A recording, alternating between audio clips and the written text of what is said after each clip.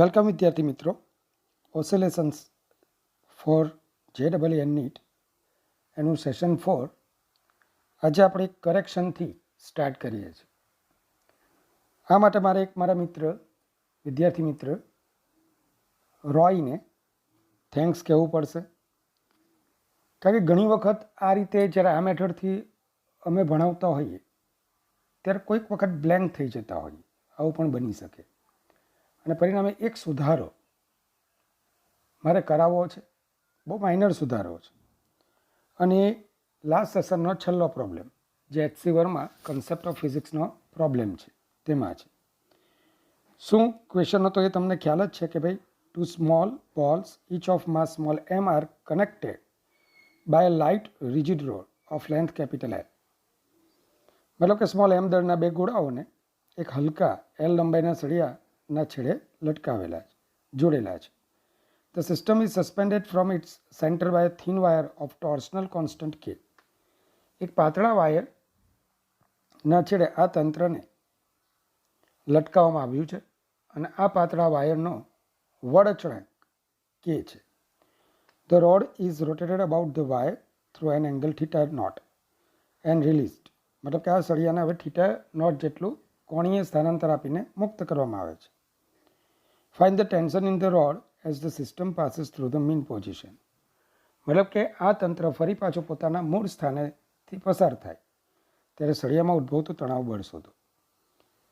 તો માહિતી સેમ જ છે કે જ્યારે તમે આમાં વળ ચડાવો તો આધાર તારમાં સ્થિતિ ઉર્જા, સ્થિતિસ્થાપકીય સ્થિતિ ઉર્જા સંગ્રહ પામે, જેને મુક્ત કરી દેતા આ સ્થિતિ ઉર્જા જ્યારે મધ્યમાન સ્થાને તંત્ર આવે ત્યારે આ સમગ્ર સ્થિતિ ઉર્જાનું તંત્રની ગતિ ઉર્જામાં રૂપાંતરણ થાય. તો અહીંયા તંત્રની θ0 ખૂણે સ્થિતિ ઉર્જા ઇઝ ઇક્વલ ટુ મૂળ સ્થાને તંત્રની મહત્તમ ગતિ ઉર્જા. હવે અહીંયા પ્રોબ્લેમ એક જ છે. તંત્ર શબ્દમાં મેં ફક્ત ભૂલ એટલી કરેલી હાફ mv² લખેલું, ફક્ત એક જ ગોળાની. એકચ્યુઅલી આપણી પાસે બે ગોળાઓનું તંત્ર છે, આપણી પાસે બે ગોળાઓનું તંત્ર છે અને તેથી 2 × હાફ mv². તો અહીંયા જે બે હતો ને, આ બે તે વખતે આપણે બાકી રાખેલું હતું. તો ધ્યાન રાખજો, 2 × હાફ mv². તો આ બે લખવાનું હું ભૂલી ગયો હતો. ચલો હવે v² ને કરતા બનાવી અને v²/r બંને બાજુ r વડે ભાગીએ. તો r એટલે જ વર્તુળ ભાગની ત્રિજ્યા જે L/2 જેટલી છે. તો તમે જ્યારે અહીંયા L/2 કરશો, r is equal two L/2 તો 2 અને 2 કટ થશે, તો AC તમને આટલા મળશે. આમ ગોળા પરનું પરિણામી બળ શું હોવું જોઈએ? એક તો કેન્દ્રગામી બળ અને બીજું વજન બળ. મતલબ કે m is equal two √AC² + g². ચલો AC² ની કિંમત મૂકી દો. હવે આ જે બળ ગોળા પર લાગે છે, જેને સમતોલતો તણાવ ઉત્પન્ન થાય તો જ ગોળો ત્યાં ચોટેલો રહી શકે. આથી આ બળ જેટલું જ સળિયામાં ઉત્પન્ન થાય છે તણાવ બળ. તો T = √kθ0(4/L² + m² g²²². તો વિદ્યાર્થી મિત્રો, આટલું એક કરેક્શન છે, કરી લેજો અને એ માટે મને માફ કરજો, ભૂલો આવી થતી હોય છે. ચાલો, તો અવમંદિત દોલનો જે આપણા ચેપ્ટરનું છેલ્લું સેશન છે, અવમંદિત દોલનો, ડેમ્ડ ઓસિલેશન્સ.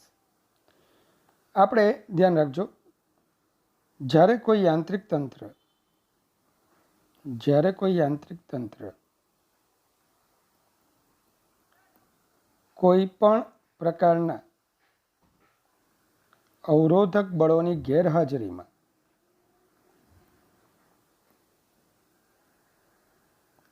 જે દોલનો કરે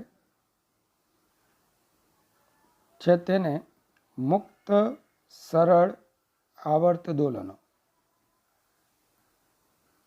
શું કહેવાય છે? મુક્ત સરળ આવર્ત દોલનો અથવા તંત્રના પ્રાકૃતિક દોલનો કહીએ છીએ.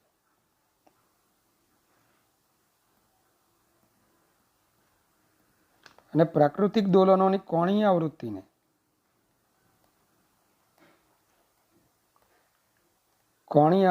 આપણે ω0 અને ફક્ત આવૃત્તિ હોય તો એને એફ નોટથી દર્શાવીએ છીએ. દાખલા તરીકે સાદું લોલક હોય તો સાદા લોલક માટે પ્રાકૃતિક કોણીય આવૃત્તિ √g/l છે.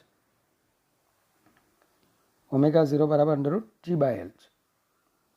ચાલો, તો પણ જ્યારે આપણે કોઈને કોઈ યાંત્રિક તંત્રના દોલનો કોઈને કોઈ માધ્યમમાં કરાવતા હોય ત્યારે આ માધ્યમમાં અવરોધક બળો ઉત્પન્ન થતા હોય છે.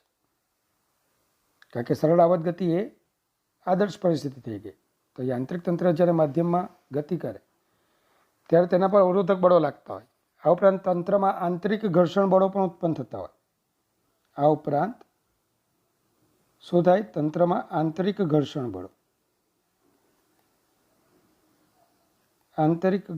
બળો પણ ઉત્પન્ન થતા હોય. હવે જ્યારે તંત્ર દોલન કરતું હોય ત્યારે એની પાસે યાંત્રિક ઉર્જા હોય, કુલ ઉર્જા. તો આ કુલ ઉર્જા આવા અવરોધક બળોનો સામનો કરવા માટે વપરાય છે. પરિણામે 12k², જે ઉર્જા હતી, કુલ ઉર્જા, એ અવરોધક બળોનો સામનો કરવા માટે વપરાય અને પરિણામે તે સમય સાથે ક્રમશઃ ઘટતી જાય છે. હવે તમને ખબર છે કે ભાઈ યાંત્રિક ઉર્જા E ચલે છે a², 12k², મતલબ કે E ચલે છે a². જો E ઘટે તો કંપ વિસ્તાર પણ ઘટે, મતલબ કે a² ઘટે, પરિણામે A ઘટે. તો આમ સમય સાથે ક્રમશઃ ઘટતા કંપ વિસ્તારવાળા જે દોલનો જોવા મળે ને એને તંત્રના અવમંદિત દોલનો કહેવાય.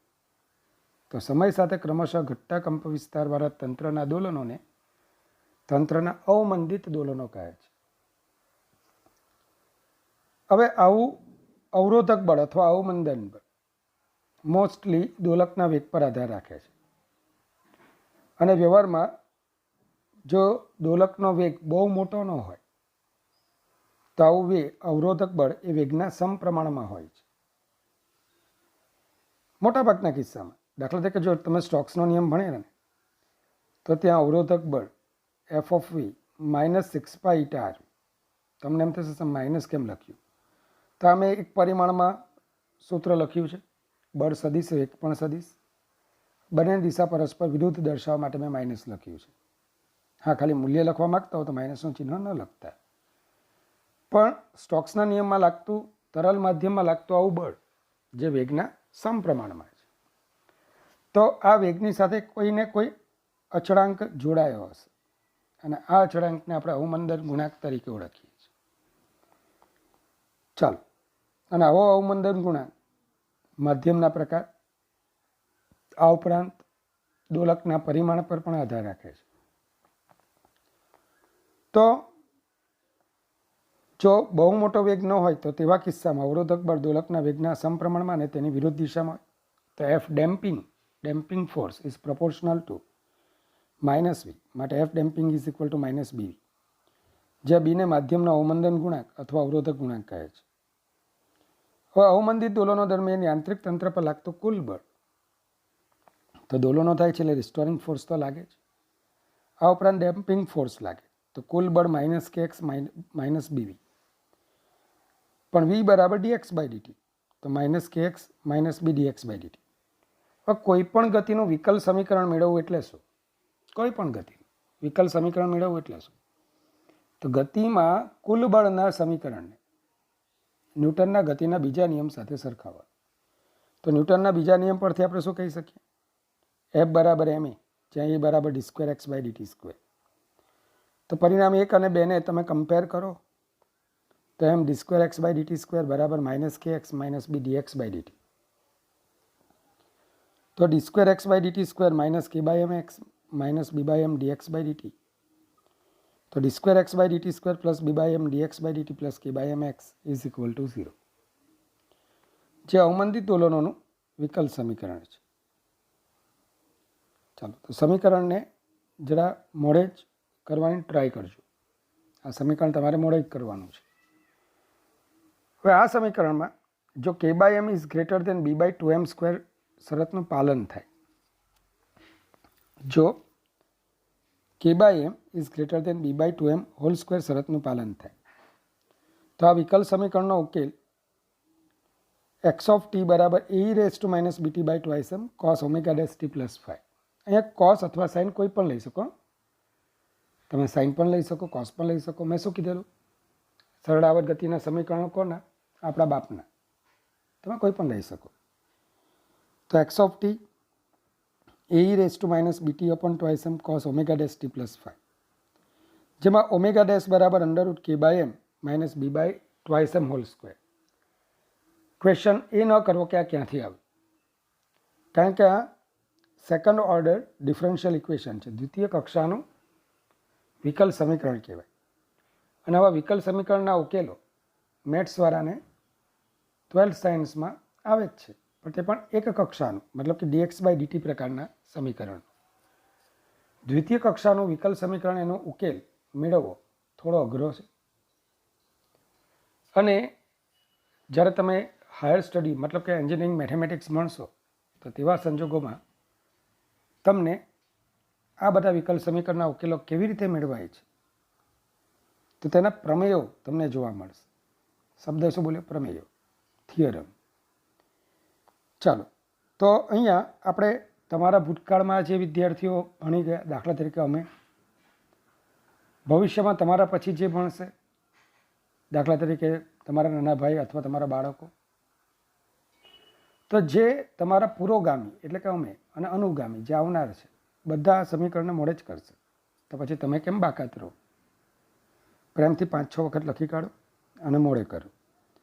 તો omega dash is equal to under root k by m minus b by twice m whole square.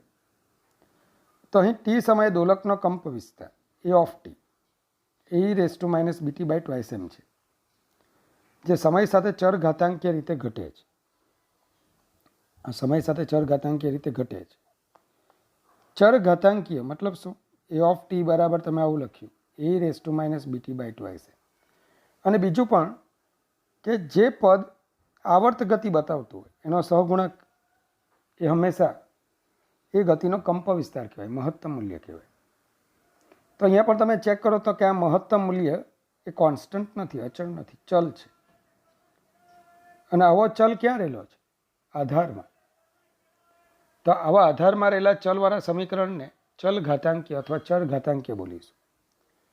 અને આને હું આ રીતે બતાવું તો તમે મને 100% કહી શકશો કે સર, જેમ સમય વધે ને તેમ ઈની ઘાત બીટી બાય ટ્વાઇસ એમ વધે, તો આખું પદ વધે, પરિણામે છેદ વધતા કિંમત ઘટે. તો આવું જે ઘટાડો છે ચર ઘાતાંકીય ઘટાડો છે. ચાલો, હવે આના માટે એક્સ ઓફ ટી તથા એક્સ વર્સિસ ટી તથા એ વર્સિસ ટીના આલેખો દોરી. તો હું એક કામ કરું, ફાઈ બરાબર 0 લઈ લો, કારણ કે આવા આલેખો ઘણી શક્યતાઓથી દોરાય. હા, ધ્યાન રાખજો. જો ફાઈ બરાબર 0 લઈએ અને કોસવાળું સમીકરણ હોય તો cos omega dash T, T 0 છે, શૂન્ય સમય, ફાઈ પણ 0 છે, એટલે કોસ 0 મહત્તમ થશે. મતલબ કે એક્સની શરૂઆત ગતિપથના મહત્તમ સ્થાનેથી થશે. ખ્યાલ આવે? ફાઈ બરાબર પાઈ બાય 2 હશે તો ટી બરાબર શૂન્ય સમય કોસ પાઈ બાય 2 શૂન્ય. આલેખની શરૂઆત, એક્સની શરૂઆત મધ્યમાન સ્થાનથી થશે. તો આ રીતે તમે વિવિધ પ્રકારના આલેખો તમને તેઓ મતલબ કે જે એન્ટ્રન્સ છે એની અંદર ફાઈને યોગ્ય લઈને, ફાઈનું યોગ્ય મૂલ્ય લઈને તમને દોરવાનું અથવા શોધવાનું, દોરવાનું તો નહીં પણ શોધવાનું પૂછી શકે છે. ચાલો, તો આમાં મેં 2 આલેખો એક સાથે બતાવ્યા છે, એક્સ અને એના. જે તૂટક રેખા તમને બતાવી છે એ ચર ઘાતાંકીય ઘટાડો બતાવે છે. એમાં ચર ઘાતાંકીય ઘટાડો બતાવે છે. જ્યારે જે તમને સળંગ આલેખ મેં બતાવ્યો છે એ સ્થાનાંતરનો સમય સાથેનો આલેખ બતાવે છે કે સમય સાથે સ્થાનાંતર કેવી રીતે બદલાય છે. ચાલો, તો આ આલેખને બરાબર ધ્યાનપૂર્વક જોજો. હવે ટી સમયે દોલકની યાંત્રિક ઉર્જા, પણ આ યાંત્રિક ઉર્જા માટેની પણ શરત છે કે ભાઈ બી અવમંદન ગુણાંક is less than under root k by એમ થવું જોઈએ, તો જ આ સમીકરણ વાપરી શકાય. તો ઈ ઓફ ટી હાફ કે એ ઓફ ટી સ્ક્વેર, ચાલો તો એક સ્ટેપ થોડું વધારે મેં ત્યાં ડાયરેક્ટ લખ્યું છે. હાફ કે એ ઓફ ટી એટલે A raise to minus BT by twice m whole square. ચાલો એનો સ્ક્વેર એટલે એ સ્ક્વેર અને A raise to minus BT by twice m નો સ્ક્વેર. તો આ બે પદોનો ગુણાકાર થાય, 2 અને 2 કટ થાય તો માઇનસ બીટી બાય એમ. તો એ ઓફ ટી બરાબર half k square a raise to minus BT by m. ચાલો અહીંયા એક શબ્દ આવે છે રિલેક્સેશન સમય. તો એને આપણે 3 પદોના સંદર્ભમાં ભણીશું. પહેલાં વેગના સંદર્ભમાં રિલેક્સેશન સમય. તો જ્યારે દોલકનો વેગ તેના મૂળ વેગ વી નોટના ઈમાં ભાગનો થાય. એકચ્યુઅલી અહીંયા દોલકનો મહત્તમ વેગ તેના મૂળ મહત્તમ વેગના ઈમાં ભાગનો થાય તો તે સમયને રિલેક્સેશન સમય કહેવાય. મહત્તમ વેગ કીધું છે તો મહત્તમ સ્થાનાંતર બરાબર. તો અહીંયા A naught e raise to minus BT by twice. તો તમે આનું સમયની સાપેક્ષે વિકલન કરો. A of t. ચાલો તો એ નોટ અચળ છે, d by dt of minus BT by twice. ચલો તો વિકલન તમને આવડે છે કે ભાઈ મહત્તમ સ્થાનાંતરને અનુરૂપ વિકલન કરવાથી, સમયની સાપેક્ષે વિકલન કરવાથી, માફ કરજો, સ્થાનાંતરનું સમયની સાપેક્ષે વિકલન કરવાથી વેગ મળશે. પણ આ કંપ વિસ્તારનું છે તેથી આ મહત્તમ વેગ જ છે વીએમ. કંપ વિસ્તાર એટલે મહત્તમ સ્થાનાંતર, તો એને અનુરૂપ વિકલન કરો સમયની સાપેક્ષે તો મહત્તમ વેગ મળશે. પણ ક્યારનો? ટી સમયનો. જ્યારે અહીંયા આનું વિકલન તમારું આ રીતે મળશે, માઇનસ બીટી બાય ટ્વાઇસ. ફરી પાછું વિકલન કરશો તો માઇનસ બી બાય ટ્વાઇસ અને minus a naught b upon twice e raise to minus BT by twice. તો આને આપણે વી નોટ કહીશું, પ્રારંભમાં મહત્તમ વેગ e raise to minus BT by twice. સાદા શબ્દોમાં કહેવા માગું છું કે ભાઈ વેગનું સમીકરણ પણ, મહત્તમ વેગનું સમીકરણ પણ આ રીતનું મળશે. તો અહીંયા મહત્તમ વેગ પણ દોલકનો અચળ રહેતો નથી. મધ્યમાન સ્થાનેથી જ્યારે દોલક પસાર થાય ત્યારે તેનો વેગ મહત્તમ હોય, પણ અવમંદિત દોલનોમાં આ મહત્તમ વેગ પણ સમય સાથે ચરઘાતાંકીય રીતે ઘટતો જાય છે. હવે ટી બરાબર ટો વી સમય, જે ટો વીને આપણે રિલેક્સેશન સમય કહે છે, મહત્તમ વેગ એ મૂળ મહત્તમ વેગના ઈમાં ભાગનો થાય, વી નોટ બાય ઈ થાય. તો v naught by is equal to v naught upon e raise to b. ટીને બદલે ટો વી લખીએ અપોન ટ્વાઇસ. માઇનસ ઘાત છે, છેદમાં લઈ જતા પ્લસ થઈ જાય. અને આ બંનેને કમ્પેર કરીએ સાદું રૂપ આપીને તો tau v is equal to twice m by b થશે. આ જ રીતે કંપ વિસ્તારના સંદર્ભમાં રિલેક્સેશન સમય ટો એ કે ભાઈ જે સમયગાળામાં દોલકનો કંપ વિસ્તાર મૂળ કંપ વિસ્તારના ઈમાં ભાગનો થાય એટલે કે એ બાય ઈ થાય તો તે સમયગાળાને કંપ વિસ્તારના સંદર્ભમાં રિલેક્સેશન સમય કહે છે. તો એ of t A raise to minus BT by twice m અથવા એ નોટ પણ લખી શકો. ટી બરાબર ટો એ લેતા એ ઓફ ટી બરાબર એ બાય ટુ થશે. મૂળ કંપ વિસ્તારના, માફ કરજો, ઈમાં ભાગનો થશે, એ બાય ઈ થશે. તો એ બાય ઈ ફરી પાછું આગળની જેમ સાદું રૂપ આપો તો e raise to b tau A by twice m is equal to e. ચાલો ઘાતાંકોને સરખાવો, આધાર સરખા છે તો b into tau A divided by twice m, તો ટો એ બરાબર ટ્વાઇસ એમ બાય બી. આમ કંપ વિસ્તાર તથા વેગ, મહત્તમ વેગના સંદર્ભમાં રિલેક્સેશન સમય સરખો જ મળે છે. પણ ઉર્જાના સંદર્ભમાં રિલેક્સેશન સમય શોધીએ ટો ઈ. તો જે સમયગાળામાં દોલકની કુલ ઉર્જા એ મૂળ ઉર્જાના ઈમાં ભાગની થાય તે સમયગાળાના ઉર્જાના સંદર્ભમાં રિલેક્સેશન સમય ટો ઈ કહે છે. તો અવમંદિત દોલનોમાં ટી સમયે દોલકની કુલ ઉર્જા half k square e raise to minus BT by m, half k સ્ક્વેરને આપણે ઈ નોટ કરીએ તો ટી બરાબર ટો ઈ સમયે e of t is equal to e naught by e થાય.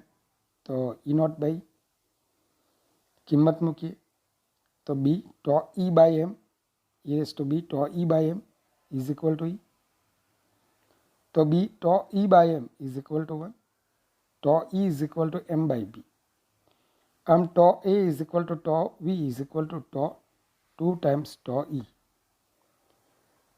ચાલો, બળ પ્રેરિત દોલનો અને અનુનાદ. બળ પ્રેરિત દોલનો અને અનુનાદ. તો ફોર્સ્ડ ઓસિલેશન્સ એન્ડ રેઝોનન્સ શું છે જરાક સમજીએ. કે આપણે સરળ આવર્ત ગતિ આદર્શ પરિસ્થિતિ લીધી. જો એક વખત તંત્રને તેના મૂળ સ્થાનેથી મધ્યમાન સ્થાનેથી ચલિત કરીને છોડી દઈએ અને જો એના સતત દોલનો ચાલુ જ રહે તો એ શુદ્ધ સરળ આવર્ત દોલનો કહેવાય અથવા પ્રાકૃતિક દોલનો. પણ માધ્યમના રહેલા અવરોધક બળો આવા દોલનોનો કંપ વિસ્તાર સમય સાથે તેમજ ઉર્જા સમય સાથે ચરઘાતાંકીય રીતે ઘટાડતા રહે છે. હવે આ સ્થિતિમાં કોઈ પણ યાંત્રિક તંત્રના મારે દોલનો જાળવી રાખવા હોય તો મારે બહારથી બળ આપવું પડે. પણ આ બળ કેવું આપવું પડે? તો આવર્ત બળ. તો બાહ્ય આવર્ત બળની હાજરીમાં થતા તંત્રના દોલનોને બળ પ્રેરિત દોલનો અથવા પ્રણોદિત દોલનો કહે છે. બળ પ્રેરિત અથવા પ્રણોદિત દોલનો કહીએ છીએ. હવે બાહ્ય આવર્ત બળને તમે સાઇન કે કોસાઇન વિધેયના સ્વરૂપમાં દર્શાવી શકો. મેં અહીં બાહ્ય આવર્ત બળને FM cos omega D T વડે રજૂ કરેલું છે, જ્યાં ઓમેગા ડી એ બાહ્ય આવર્ત બળની કોણીય આવૃત્તિ છે. ઓમેગા ડ્રીવન, બાહ્ય આવર્ત બળ એટલે ડ્રીવન ફોર્સ. તો આમ પ્રણોદિત દોલનોમાં 3 બળો લાગતા હશે. રિસ્ટોરિંગ ફોર્સ તો લાગવાનું, દોલનો થાય છે. અવરોધક બળ એટલે ડેમ્પિંગ ફોર્સ લાગવાનું. અને ત્રીજો એફ એક્સટર્નલ અથવા ડ્રીવન. તો F is equal to minus k x minus bv plus FM cos omega dt. તમે અહીંયા સાઇન ઓમેગા ડીટી પણ લખી શકો. આમ તમારું સમીકરણ એફ બરાબર minus k x minus b d x by DT plus FM cos omega d t થાય. ન્યૂટનના બીજા નિયમ અનુસાર એફ બરાબર એમ એ તો m d square x by DT square. ચાલો, પરિણામ 1 અને 2 ને તમે સરખાવો તો 1 અને 2 પરથી m d square x by DT square minus k x minus b d x by DT plus FM cos omega DT.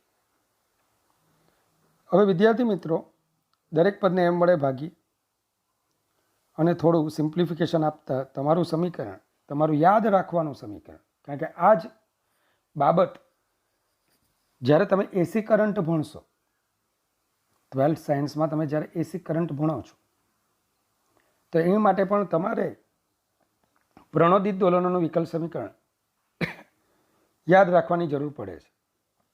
તો d square x by DT square plus b by m d x by DT plus k by m x is equal to FM by x cos omega dt. હવે વિદ્યાર્થી મિત્રો, આ વિકલ સમીકરણનો ઉકેલ તો કે આ ગતિ કેવી બની ગઈ? સરળ આવર્ત ગતિ બની ગઈ. તો જે સરળ આવર્ત ગતિનું સમીકરણ હતું તે જ સમીકરણ અહીંયા પણ આવશે. પણ હા, સહેજ ફેરફાર હશે. X is equal to 1 cos omega d t plus phi, જ્યાં એ અને ફાઈને ઉકેલના અચળાંકો તરીકે આપણે ઓળખીએ છીએ. એ અને ફાઈ ઉકેલના અચળાંકો છે. તો સાંભળો, એની આ કિંમત તમારે મોડે કરવાનું છે.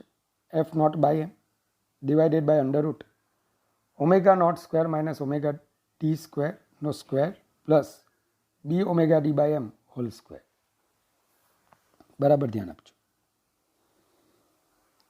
તો અહીંયા ફાઈ ઇઝ ઇક્વલ ટુ તથા phi is equal to tan inverse b omega d upon m omega naught square minus omega d square. અથવા તમે આવું પણ લખી શકો, omega d y naught upon v naught. તમે આ રીતે પણ લઈ શકો. પણ આપણે બહુ એમાં ઊંડા ઉતરતા નથી. આનો બહુ અત્યંત ઓછો ઉપયોગ આનો આવે છે, અત્યંત ઓછો, નિગ્લિજિબલ. 0.1% આ સમીકરણ ફાઈનું આપણે યાદ રાખવાનું આવશે. પણ હા, કંપ વિસ્તારનું સમીકરણ તમારે યાદ રાખવું પડશે. એ આપણા આવર્ત પદનો સહગુણક છે. તેથી આપણે એને શું બોલીશું? એને દોલનોનો કંપ વિસ્તાર. અને બોલીશું દોલનોનો કંપ વિસ્તાર. ચલો, તો વિદ્યાર્થી મિત્રો, આ છે આપણા દોલનોનો કંપ વિસ્તાર. હવે સ્પષ્ટ છે કે બાહ્ય આવર્ત બળની હાજરીમાં જે સરળ આવર્ત ગતિનું સમીકરણ મળે છે એમાં ઓમેગા 0 આવૃત્તિ નથી. મતલબ કે તંત્રની મૂળ આવૃત્તિવાળા દોલનો થતા નથી. તમે જે આવૃત્તિવાળું બાહ્ય આવર્ત બળ લગાડો છો તંત્ર એ જ આવૃત્તિવાળા દોલનો કરશે. બરાબર, જેની ચર્ચા ક્લાસરૂમમાં આપણે વિશેષ રીતે કરીશું કે બાહ્ય આવર્ત બળની હાજરીમાં તંત્રના મૂળ દોલનો નાશ પામે છે અને તંત્ર બાહ્ય આવર્ત બળની આવૃત્તિ જેટલી જ આવૃત્તિથી દોલનો કરે છે. હવે આમાં અનુનાદ શું છે?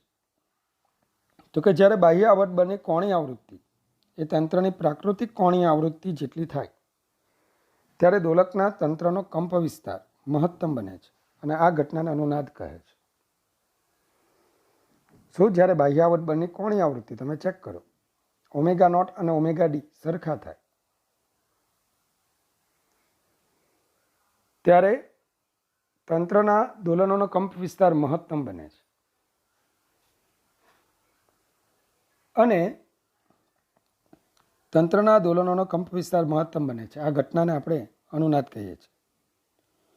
તો અનુનાદની ઘટનામાં બાહ્ય આવર્ત બળ દ્વારા દોલક તંત્રને મહત્તમ ઉર્જા આપણે પૂરી પાડીએ છીએ.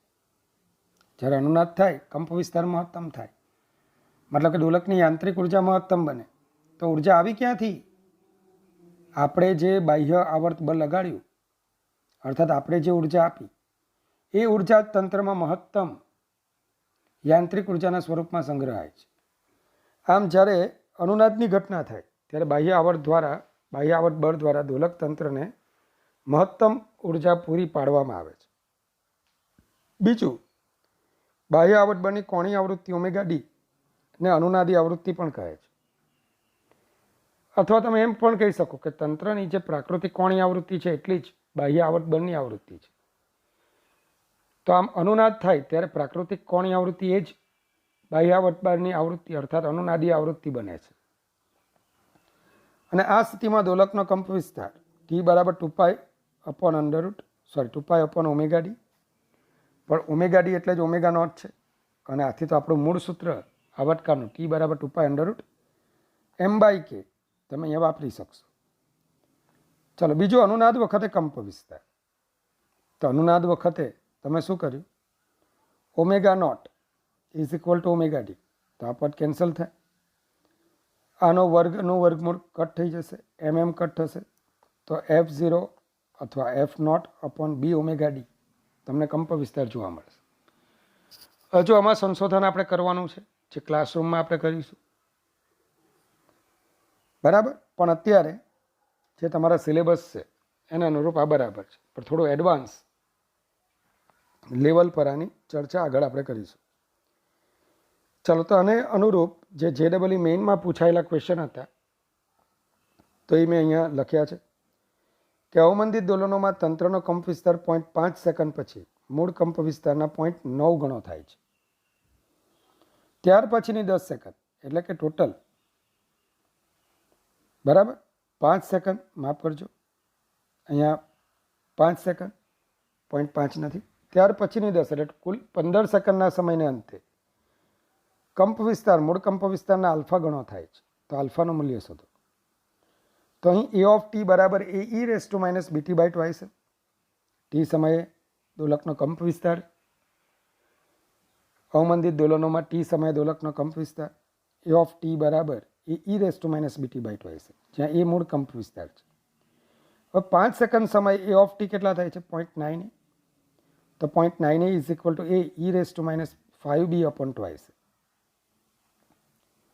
તો E⁻5B/2 છે ઇઝ ઇક્વલ ટુ 0.9. તો ટી બરાબર 15 સેકન્ડ સમય A ઓફ ટી બરાબર આલ્ફા એ થશે. મતલબ ધ્યાન આપજો, 15 સેકન્ડ સમયે 5 અને પછીની 10. આમાં ઘણા વિદ્યાર્થીઓ 2013માં ભૂલ કરેલી અને એમની ભૂલને અનુરૂપ પણ ઓપ્શન હતું જ. એનું કારણ એ હતું કે અનુવાદ પ્રોપર નહોતો. મેં લખ્યું છે ત્યાર પછીની. બરાબર, આ શબ્દ બહુ મહત્વનો છે. એટલે 5 સેકન્ડ વીતી ગયો અને પછી 10 સેકન્ડ એટલે કુલ 15 સેકન્ડ. તો તે વખતે કંપ વિસ્તાર મૂળ કંપ વિસ્તારના આલ્ફા ગણો થાય. તો એ ઓફ ટી બરાબર સમીકરણ 1માં e raise to minus b into 15 by twice m, મતલબ કે -15b બાય ટ્વાઇસ એમ. ચલો એ અને એ કટ થશે. આ સ્ટેપ બાયોલોજીવાળા માટે ક્રિટિકલ. બાયોલોજીવાળા શું આમ લખી શકાય? 15 છે તો 5 ગુણ્યા 3 અને ઘાતનો તો ગુણાકાર થાય, તો શું આ આખા બ્રેકેટને આમ લખી શકું? કેમ મેં આમ જ લખ્યું? કારણ કે e raise to minus BT by twice m એ પરિણામ 2માં તમને આપેલું છે. E raise to minus 5b upon twice m 0.9 જે પરિણામ 2માં આપેલું છે. તો 0.9 નો ક્યુબ 0.729, તો આલ્ફા આપણને આટલો મળશે. આ ઉપરાંત વિદ્યાર્થી મિત્રો એક એક્ઝામ્પલ, 2 કિલોગ્રામ દળનો એક પદાર્થ 50 ન્યૂટન પર મીટર બળ અચળાંક ધરાવતી સ્પ્રિંગના છેડે રહીને દોલનો કરે છે. જો બી બરાબર 12 એકમ વાળો અવમંદન બળ લાગુ પાડવામાં આવે તો દોલનોની પ્રાકૃતિક આવૃત્તિ કેટલા ટકા થશે? તો omega naught is equal to under root k by m, તમને ખબર છે પ્રાકૃતિક કોણીય આવૃત્તિ, જે √50/2 25નું સ્ક્વેર રૂટ 5 રેડિયન પર સેકન્ડ છે. અને હવે અવમંદન બળોની હાજરીમાં omega is equal to under root omega naught square minus b by twice m whole square. મેં અવમંદન બળની આવૃત્તિને ઓમેગા વડે, અવમંદન વખતની કોણીય આવૃત્તિને ઓમેગા વડે દર્શાવી છે, પ્રાકૃતિક કોણીય આવૃત્તિને ઓમેગા નોટ વડે દર્શાવી છે. તો આ સૂત્ર હમણાં જ આપણે ભણી ગયા. તો 5² minus 12 divided by 2 into 2 whole square, તો √25 minus 9, તો ઓમેગા 4 હર્ટ્ઝ. તો આવૃત્તિમાં પ્રતિશત ઘટાડો એટલે ઘટાડાના છેદમાં મૂળ કિંમત into 100. Actually omega minus omega naught એટલે માઇનસ આવશે, ઘટાડો ઋણ આવે, પણ અત્યારે આપણે ઘટાડાને ધન ચિહ્ન સાથે આપણે જોવાનું છે, કારણ કે ઘટાડો શબ્દ ઓલરેડી લખ્યો છે, પણ અહીંયા આવું લખતે આવૃત્તિમાં પ્રતિશત ફેરફાર. તમારે કમ્પલસરી અંતિમ ઓછા પ્રારંભિક છેદમાં મૂળ કિંમત એટલે કે પ્રારંભિક કિંમત આવું લખવું પડશે. અને એ ઘટાડો મતલબ કે પ્રતિશત ફેરફાર ઋણ આવતે જે દર્શાવે કે એ ઘટાડો છે, પણ શબ્દ ઘટાડો મેં યુઝ કરી લીધો છે. તો ફેરફારના છેદમાં મૂળ કિંમત, તો ઓમેગા નોટ માઇનસ ઓમેગા 5 માઇનસ 4 એટલે 1 ડિવાઇડેડ બાય 5 ઇન્ટુ 100%, તો 20% તમને જોવા મળશે. ચલો, એક 40 ગ્રામ પર સેકન્ડ અવમંદન ગુણાંક ધરાવતા, તો તમને અવમંદન ગુણાંકનો એકમ તો F is equal to minus b v, તો બીને કરતા બનાવીએ તો બીનો એકમ શું આવે? ન્યૂટન અપોન મીટર પર second. Newton kilogram metre second raise to minus 2 upon metre second inverse, તો કિલોગ્રામ પર સેકન્ડ. તો ધ્યાન રાખજો, અવમંદન ગુણાંકનો એકમ કિલોગ્રામ પર સેકન્ડ એમકેએસ પદ્ધતિમાં અને સીજીએસમાં ગ્રામ પર સેકન્ડ. અવમંદન ગુણાંક ધરાવતા માધ્યમમાં 200 ગ્રામ દળના પદાર્થને 90 ન્યૂટન પર મીટર બળ અચળાંક ધરાવતી સ્પ્રિંગના છેડે દોલિત કરવામાં આવે છે. તો દોલનોનો આવર્તકાળ શોધો. સેકન્ડ, તંત્રના દોલનનો કંપ વિસ્તાર મૂળ કંપ વિસ્તાર કરતાં અડધો થાય તે માટે લાગતો સમય શોધો. અને 3, દોલકની આંતરિક ઉર્જાને મૂળ ઉર્જાથી અડધી થતાં લાગતો સમય શોધો. તો અહીં એમ 200 ગ્રામ એટલે 0.2 kg કે 90 ન્યૂટન પર મીટર, અને બી 40 ગ્રામ પર સેકન્ડ અર્થાત 4 × 10⁻² કિલોગ્રામ પર સેકન્ડ ઓર 0.04 કિલોગ્રામ પર સેકન્ડ. પહેલાં એ ચેક કરીએ √km, તો 90 × 0.2 √18, અને બી કેટલા છે 0.004, તો 0.004 એ √kmની સાપેક્ષે એટલે કે √18ની સાપેક્ષે ખૂબ નાના છે, તો આને આપણે અવગણી શકીએ. અને આપણે જે કુલ ઉર્જાનું સૂત્ર વાપરેલું, શું વાપરેલું? E is equal to half k capital A square e⁻ BT/m, તો એ તમે વાપરી શકશો. બસ એટલા માટે આ કન્ડિશન મેં ચેક કરી. તો T is equal two 2π √m/k. કેમ મેં દોલનનો આવર્ત કાઢી લીધો? તો ચેક કરી. એકચ્યુઅલી ડેમ્ડ ઓસિલેશન માટે √ω0² b/2m². કમ્પ્લીટ. હવે બી એ બરાબર ખૂબ નાના છે, અંડરરૂટ બી બાય કે એમ, મને માફ કરજો, હોલ સ્ક્વેર. તો કે એમની સાપેક્ષે બી અત્યંત નાના છે, કે એમની સાપેક્ષે બી અત્યંત નાના છે. તો આ પદને આપણે અવગણી નાખીએ. તો omega is approximately omega naught થાય, અને omega naught is equal to 2 pi, માફ કરજો, અંડરરૂટ કે બાય એમ થશે. અને તેથી આવર્તકાળ t is equal to t naught 2 pi under root m by k તમને મળશે. તો આમ આપણે દોલનનો આવર્તકાળ આ રીતે લીધો. અન્યથા તમે જે હમણાં ભણ્યા, અવમંદિત દોલનો ભણ્યા, બીની જે તે કિંમત માટે, મને માફ કરજો, મેં સમીકરણમાં કંઈક ભૂલ કરી છે, under root k by m minus b by twice m, એટલે જો કે બરાબર જ લખ્યું છે મેં, omega dash is equal to omega 0 square minus b by twice m square, બરાબર જ લખ્યું છે. તો અહીંયા ધ્યાન આપો, આ સમીકરણનો તમારે ઉપયોગ કરવો પડે, અને એ સમીકરણનો ઉપયોગ કરીને તમે તે વખતની કોણીય આવૃત્તિ શોધી શકો, ધ્યાન આપજો. તો જ્યારે બી અવમંદન ગુણાંક ખૂબ નાનો હોય તો ત્યારે ટી બરાબર 2 પાય અંડરરૂટ એમ બાય કે સમીકરણનો ઉપયોગ કરી શકો. હવે કંપ વિસ્તાર અડધો થતાં લાગતો સમય, તો ટી સમય દોલકનો કંપ વિસ્તાર એ of t A raise to minus BT by twice m, a by 2 is equal to a raise to minus BT by twice m. વિદ્યાર્થી મિત્રો, e raise to minus BT by twice m, તો 1 upon e raise to BT by twice m, તો e raise to BT by twice m is equal to 2. હવે આની ગણતરી કેવી રીતે કરવી? તો કે બંને બાજુ આપણે નેચરલ લોગ લઈએ, તો b t by twice m is equal to BT by twice m ln ઘાત આગળ આવે ઇન્ટુ ln2 એની વેલ્યુ મેં મોડે કરવાની કીધેલી 0.693, તમે 0.7 પણ લખી શકો. આ ઉપરાંત ln5 1.61 એ પણ તમારે યાદ રાખવાનું છે.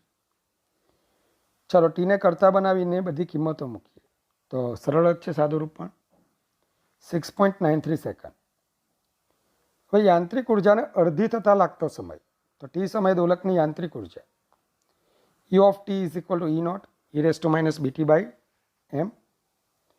તો E naught by 2 is equal to E naught upon e raised to bt by m. ચાલો, તો e raised to bt by m is equal to 2, બંને બાજુ પ્રાકૃતિક લોગ લો, તો bt by m ln e is equal to ln2, તો bt by m is equal to 0.693, તો t ને કરતા બનાવી દો, t is equal to 3.46 second. તો વિદ્યાર્થી મિત્રો, આપણો છેલ્લો ટોપિક છે સરળ આવર્ત ગતિઓનું સંયોજન. કે વ્યવહારમાં જે રીતે આપણે વર્તુળમય ગતિ પરથી બે પરસ્પર લંબ દિશામાંની સરળ આવર્ત ગતિ લીધેલી, તેમ બે સરળ આવર્ત ગતિઓનું સંયોજન એનાથી પણ બીજી સરળ આવર્ત ગતિ મેળવી શકાય. તો ધારો કે એક જ અક્ષ પર થતી, મતલબ કે બીજી ગતિ મેળવી શકાય, સરળ આવર્ત ગતિ મેળવી શકાય એવું નહીં, પણ બીજી ગતિ મેળવી શકાય.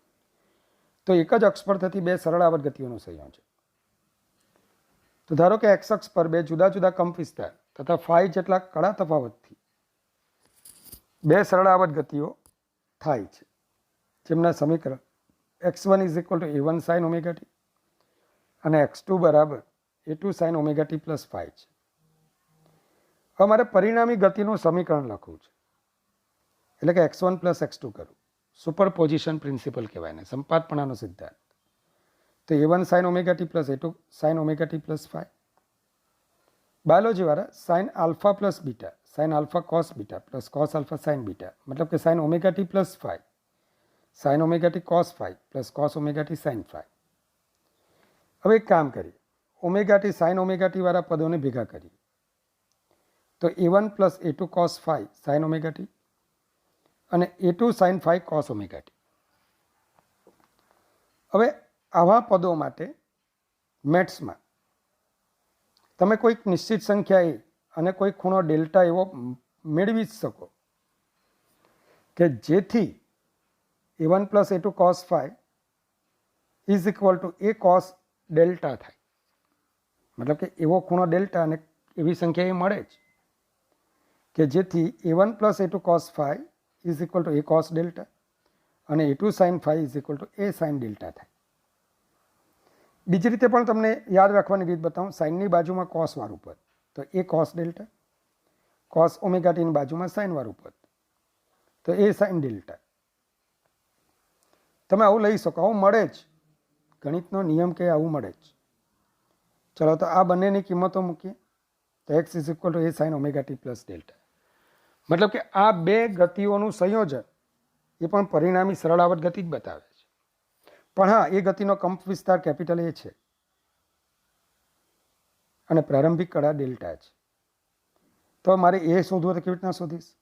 તો સમીકરણ 1 અને 2 બંનેની બાજુમાં વર્ગો કરો અને સરવાળો કરો તો a square cos square delta plus a square sine square delta is equal to a1 plus a2 cos phi whole square plus a2 square sine square phi. ચલો એ સ્ક્વેરને બહાર લઈ લો તો a1 સ્ક્વેર, મતલબ કે એ સ્ક્વેરને બહાર લો તો cos square delta plus sine square delta 1 થશે. તો a1 square plus 2a1 a2 cos phi plus a2 square cos square phi plus a2 square sine square phi. તો a is equal to under route a1 square plus a2 square plus 2a1 a2 cos phi તથા tan delta બરાબર, તમે આ બેનો ભાગાકાર કરો, બીજા અને પહેલા સમીકરણનો ભાગાકાર કરો તો tan delta is equal to a2 sin phi divided by a1 plus a2 cos phi. મિત્રો આને તમે આ રીતે પણ કરી શકો, ફેઝરની રીત, કે જેમાં તમારું પહેલી સરળ આવર્ત ગતિનું જે સમીકરણ છે x1, તમને ફેઝરની રીત થોડી સમજાવું તો કે આમાં તમારે ફેઝર દોરવાનો હોય. ફેઝર એટલે તીર સદિશ દોરવાનો હોય. x1 નો ફેઝર a1 લંબાઈનો, મતલબ કે આ તીરને એક સ્કેલ માપ આપવાનું અને જે રીતે સદિશો દોરો તે રીતે a1 મૂલ્યના a1 ને યોગ્ય સ્કેલ માપમાં લઈને તમે a1 નો ફેઝર દોરો. x2 માટે a2 ને યોગ્ય સ્કેલ માપમાં લઈ એટલી લંબાઈનો તમારે ફેઝર એટલે કે તીર દોરવાનું છે. આ બંને વચ્ચે કળાનો તફાવત શું છે? તો કે અહીંયા ઓમેગા ટી, અહીંયા ઓમેગા ટી પ્લસ ફાઈ. તો ફાઈ જેટલા કળા તફાવતે તમારે a2 નો ફેઝર દોરવાનો છે, સોરી x2 નો ફેઝર દોરવાનો છે. સિમ્પલ થઈ ગયું. આ બેનું જે પરિણામી આવશે ને મિત્રો,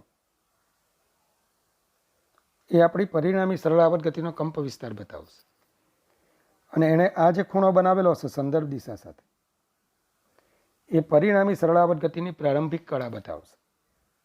તો સબાચનો નિયમ થઈ ગયો. સબાચના નિયમમાં તમે શું ભણેલા? એ બરાબર under route a1 square plus a2 square plus 2a1 a2 cos phi.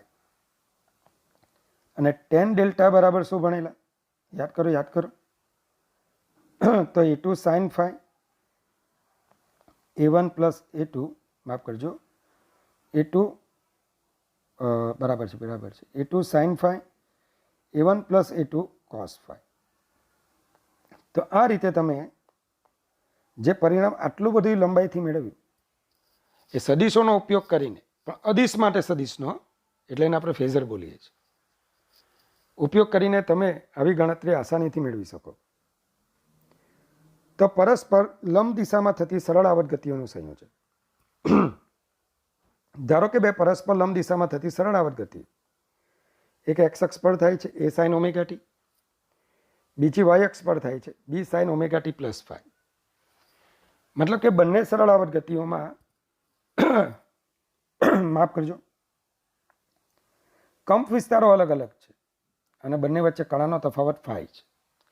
તો જુદા જુદા કંપ વિસ્તાર અને કળા તફાવત ધરાવતી સરળ આવર્ત ગતિઓને આપણે શું કરવાનું છે? સંયોજન.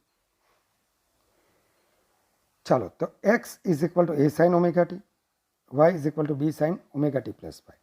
હવે જે સમીકરણ 2 છે ને એને આપણે એક સાદું રૂપ આપીએ તો sin omega T cos phi plus cos omega T sin phi. cos omega T under root 1 minus sign square omega T. સાદું ગણિત છે, બાયોલોજી વાળા સમજી શકશો. અને હવે sin ઓમેગા ટી સમીકરણ 1 પરથી sin ઓમેગા ટી બરાબર x બાય, તો સાઇન સ્ક્વેર ઓમેગા ટી એટલે x square by a square. બસ બીને ડાબી તરફ લાવો, y by b minus x by cos phi under root 1 minus x square by a square sine phi. બંને બાજુ વર્ગ લઈ લો તો y square by b square minus 2yx upon b cos phi plus x square by a square cos square phi. તો જમણી બાજુ શું આવશે? Sine square phi minus x square by a square sine square phi. તો આ પદ અને આ પદ અને ડાબી બાજુ લાવો તો cos square phi plus sine square phi, કારણ કે x square by a square common નીકળશે તો આ 1 થઈ જશે. તો પરિણામી સમીકરણ આવું મળ્યું. મતલબ કે આ બે ગતિઓથી મળતી પરિણામી ગતિ અને એમાં કણ કયા માર્ગે ગતિ કરશે તો આ ગતિપથનું સમીકરણ છે. શું? એક્સ અને વાયનો સંબંધ દર્શાવતું સમીકરણ.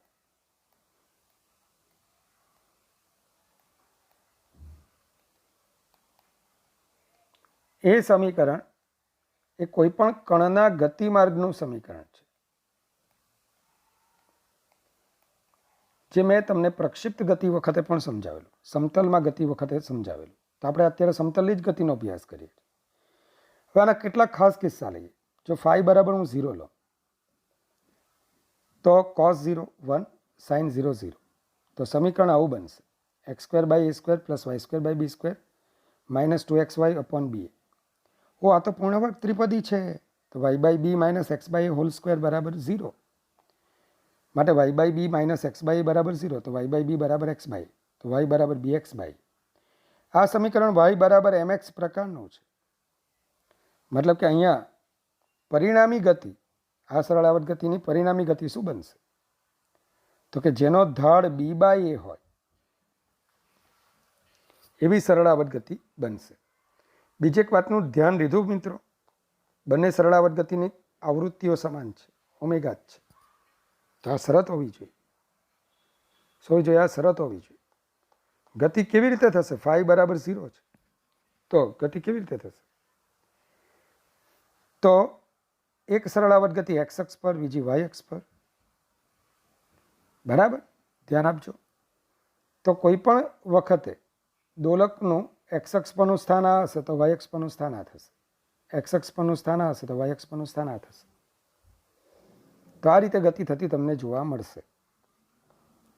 ચલો બીજું, ફાઈ બરાબર પાઈ હોય તો સમીકરણ 3માં cos phi cos pi minus 1 sine pi 0. તો આપણે આમ બોલી શકીશું કે x square by a square x square by a square plus y square by b square plus 2xy by b is equal to આપણને પરિણામ શું મળશે? 0. આવું પરિણામ તમને મળશે. તો y by b plus x by a whole square is equal to 0.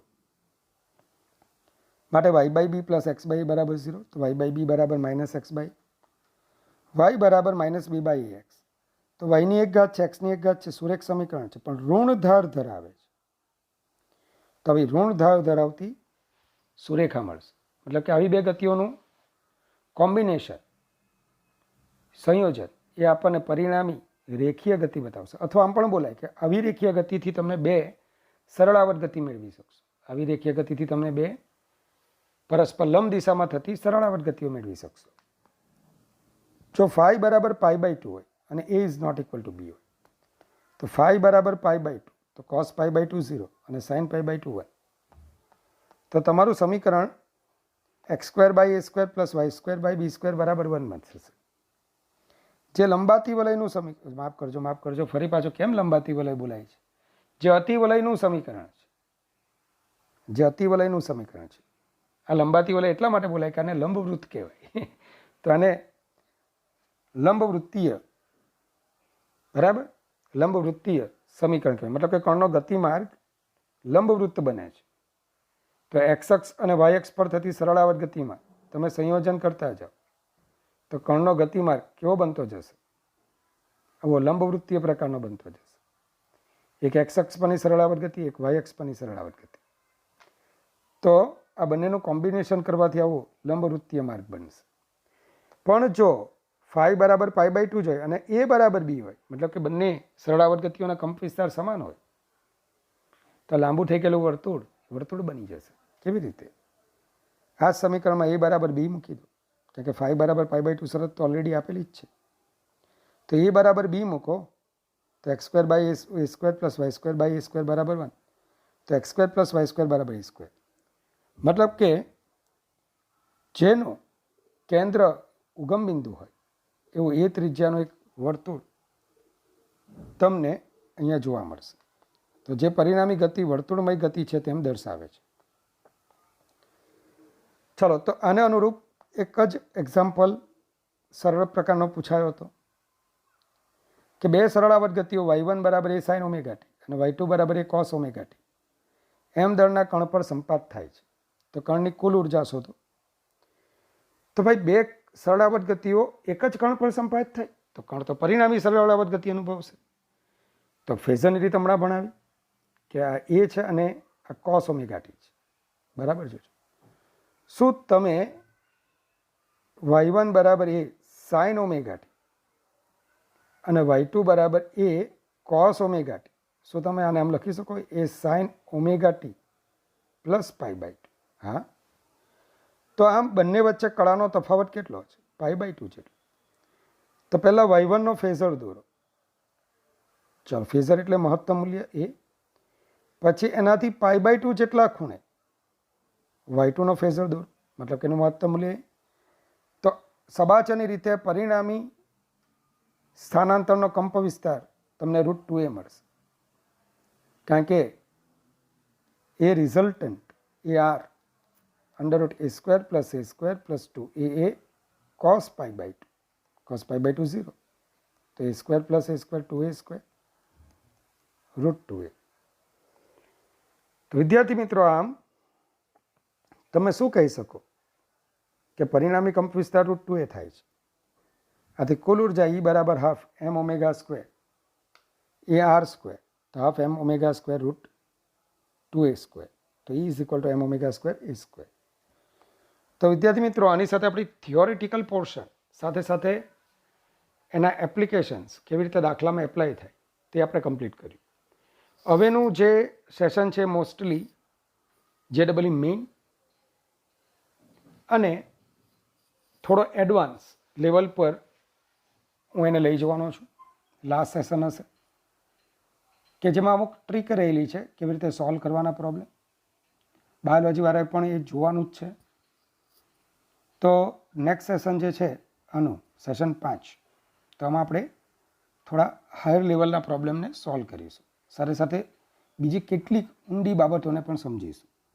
હું એવા જ પ્રોબ્લેમ સિલેક્ટ કરું છું જેમાંથી તમને થિયરીમાં ઊંડાણ મળે. આશા રાખું તમને આ ગમતું હશે. ન ગમે તો મને કહેજો, ગમે તો લાઈક કરજો. ચાલો, તો ફરી પાછા ભગવાન પાસે તમારા ઉજ્જવળ કારકિર્દીના આશીર્વાદ મેં માગી લીધા છે. તો goodbye, take care, god bless you infinitely all my students.